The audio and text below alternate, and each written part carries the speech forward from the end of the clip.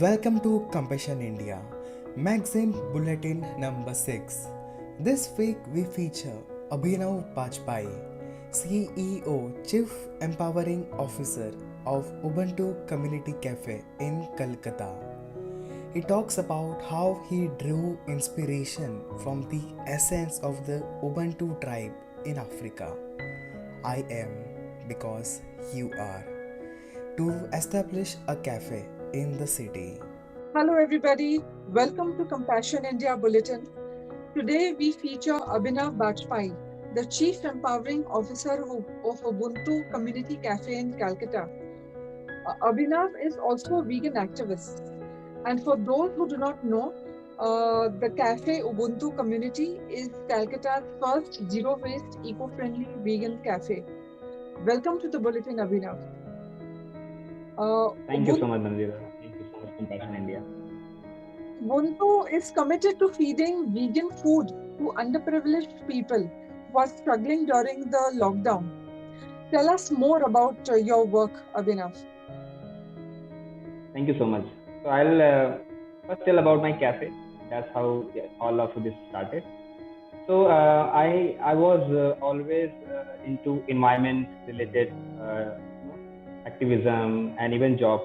I was an environmentalist before I became a social entrepreneur. So I became vegan because of environmental factors which was very strong in the meat and dairy industry. When I was in Kolkata, because of my job, I found that this city is one of the highest meat and dairy consuming city of India. Some articles say it is second rank, but there was zero vegan food venture here, and it was very difficult for any vegan even to imagine that I should go vegan in this part of it. And that problem was getting serious for me. I couldn't live with that problem being in the city. And I asked my friends. So basically, Ubuntu came into reality because of not only me, but me and Vikash and Shreya and Vicky. We are four friends who share a common passion of creating a kinder world, kinder future for everyone. And then we came together and said that let's do this. Let's take this risk. While everyone said that do not open this kind of cafe in this city. This will not sustain. But it's been 1.5 years. We have sustained war for 1.5 years, and we have sustained even pandemic, which was the biggest problem. And still we are here, and we are getting every day bigger and bigger. Now I have to tell about the story of Ubuntu, which inspired the whole idea. Ubuntu is basically an African term which comes from Zulu tribe, and it is a small story about Ubuntu. The story is that there is a tribe somewhere in Africa which is known to be the happiest tribe of the world. Everyone just remains happy there. People around the world, when they hear the story of this tribe, they believe this is an imaginary tribe. Such kind of tribe cannot exist because even two people living in a house also fight sometimes. How can a whole tribe never fight? So one day, one enthusiast person who is also a traveler decided that I will go there and I will find out is it a true fact or not. He went to that village. He entered into that village, and the moment he entered, he got shocked, surprised, because around 40-50 young children of 5 years, 8 years, 10 years, they came running to him, and they were all holding either a flower, either a fruit, either their favorite toy, and gifting him and saying, "Welcome to our tribe." He felt so warm, but also he was surprised because in his city they teach to children do not talk to strangers. But this was exactly opposite. He was a stranger, and they were welcoming him like they already knew. But nevertheless, he immediately came to his own senses that I need to gift them because I am elder. So he started searching for something in his bag, and then he found some chocolates.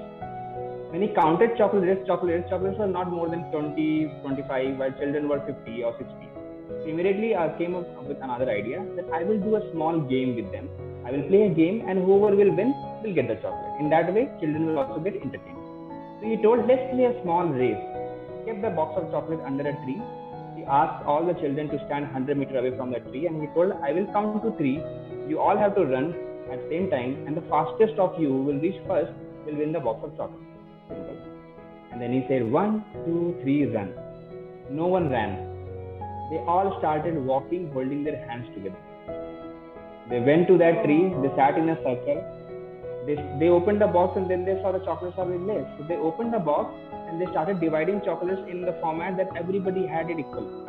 Oh. And they stood together and they screamed, "We all won!" Okay. And this guy was not able to believe it. He was thinking that maybe I am dreaming. That this cannot happen. How can children not fight, especially when chocolate is there on the stage? Immediately he saw that parents have also come there and they all are celebrating. He asked them, "Can you tell me what is happening?" And they screamed, "Ubuntu is happening." He asked them, "What is Ubuntu?" So one of the oldest person came and told, "Ubuntu means I am because we are.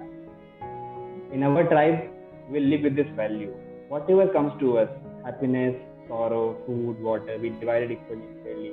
Nobody deserves more, nobody deserves less. That's Ubuntu." Okay. So this is the story of Ubuntu, which inspired us to open this cafe where we just broaden the idea of I am because we are. Because this tribe is a human tribe, but we feel that we live in a tribe which is called as planet Earth. It's a whole tribe, and we share that tribe with our animal friends also, with the birds also, with fish inside the ocean also. So if I have to say Ubuntu for this tribe, which is called planet Earth, it has to be a vegan word, because then only I can say I am because we are. Hence the cafe name Ubuntu Community Cafe. What a beautiful story, Abhinav. It's so inspiring to read that, and it's actually unbelievable that such a tribe actually exists. So They do. It's real. that's how you're incorporating the whole concept of the tribe in Kolkata. Correct. Okay. Correct. Beautiful. It's a very touching story and a very touching name, and it's inspiring that there are such communities doing this. Yes. So let's just now come back to your focus on your work during the pandemic. So how did you start? What inspired you to start this? So the pandemic has the lockdowns have come twice to the country till now. The first pandemic, even we were not able to cope up with anything because we just started, and in the initial days, after 6 months of running the business, only we were hit by pandemic. So even we were struggling to survive. But as I told, it's a community cafe.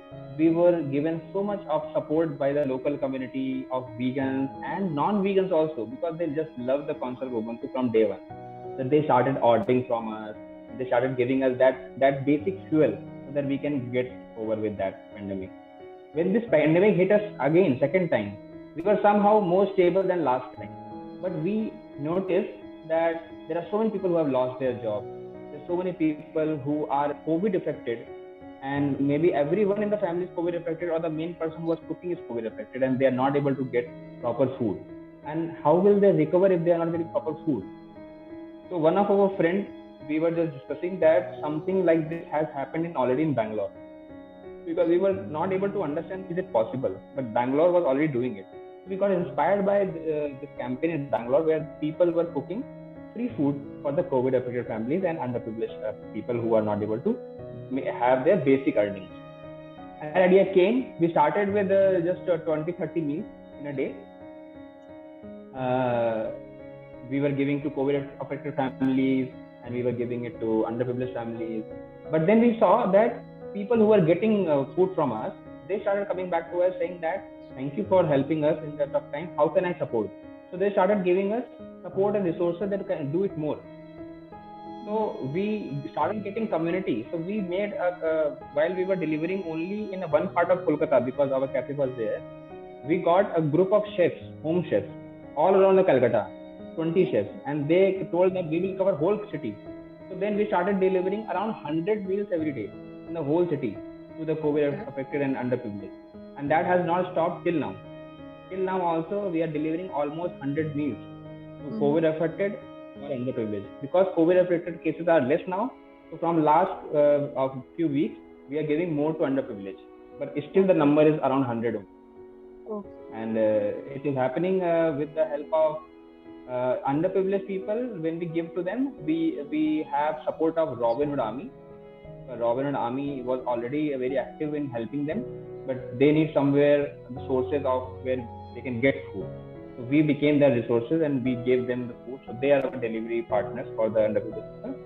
And for COVID-affected families, if they were nearby, then we were delivering, or either we were asking them if you can just give the delivery charges, food is on us. So that was the model, and we have helped, I think, more than 300, 400 families. We have given more than 3,000 meals till now.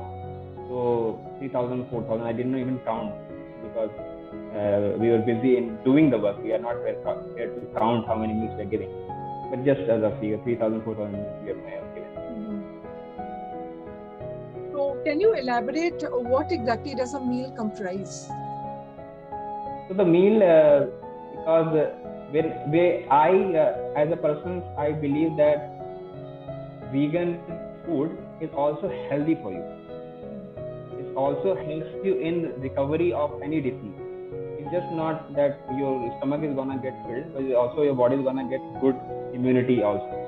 So hence we have made a very basic food like dal, which gives you protein, vegetables of some type, maybe it's something which is very seasonal.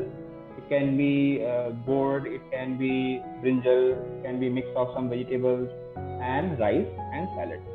So these 3-4 items will be there. Some people who say that okay, they cannot eat rice, they want chapati. So we also help them in giving chapati. But majorly it comprises rice, because when we make food for bulk, it helps us. And as in Bengal, rice is their staple food. So rice goes majorly rice, dal, sabji, and salad. Abhinav, tell us that there is a very common myth that veganism is for the elite and it's very expensive. But since you're feeding to the countless underprivileged people around the city, do you really think vegan food is expensive? What would you tell? So that's a very interesting actually question. If you see vegan, when you label something vegan, that is where it becomes expensive. Because when you label something vegan cheese, vegan milk, obviously it's expensive. But if you see, are people not having already vegan food since so many years? I ask this question many a time to the people who come to me and say that vegan, where can I get vegan? Where can I get vegan ingredients? The question is, do you know any 100% vegan shop in your city? Most people say they don't know. So then I give them a clue that there are minimum 50,000 to 1 lakh 100% vegan shops in your city. Can you now tell?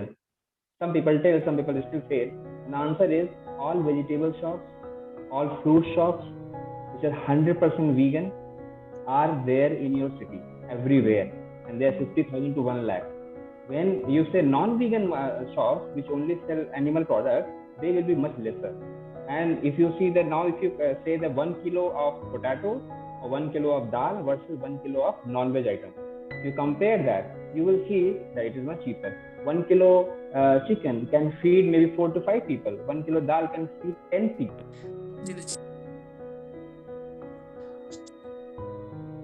But nobody. I think I'm back now. Yes, you're back. Yeah, but nobody has labeled vegetables and fruits and dal as vegan. Right? That's true. But we have labeled them, and hence they say vegan. But the labeled vegan thing is soya milk, vegan cheese. So hence veganism is expensive. But veganism is not soya milk. Veganism is not vegan cheese. Veganism is already there in your food. In fact, there is a study that says that 85% of all the food which we eat is plant-based. 12% of that is not meat-based and land-based meat-based, and 3% of that is ocean-based. 85% food we already eating without knowing is vegan is there. Okay. So vegan food is not expensive if you know what is vegan food, but if you only go for label, obviously you will be ending up with the conclusion that is very true. Awesome. Thanks a lot for explaining what vegan is all about. This is a special message for all the non-vegans out there that please, the vegan food is very, very cheap. It's as cheap as your dal and rice.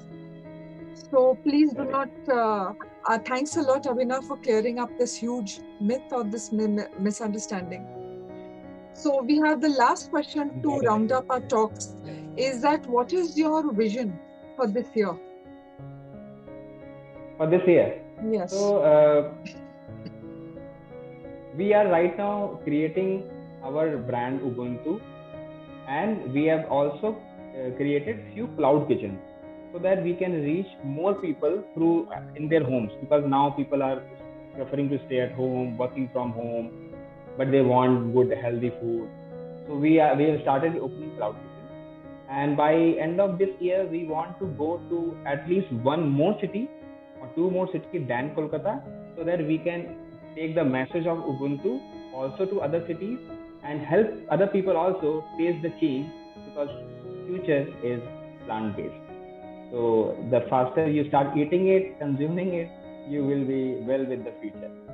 So coming to your city very soon. That's a wonderful message to round up our whole interview. Thank you so much, Abhinav, for being on our platform. Yes, do keep up the very inspiring work with the Ubuntu team, of course. A big thanks to you. And also to you and team of Compassion India for giving us opportunity for coming and sharing our thoughts. Thank you for being that empowering agent and giving us platform. Thank you so much. Thank you.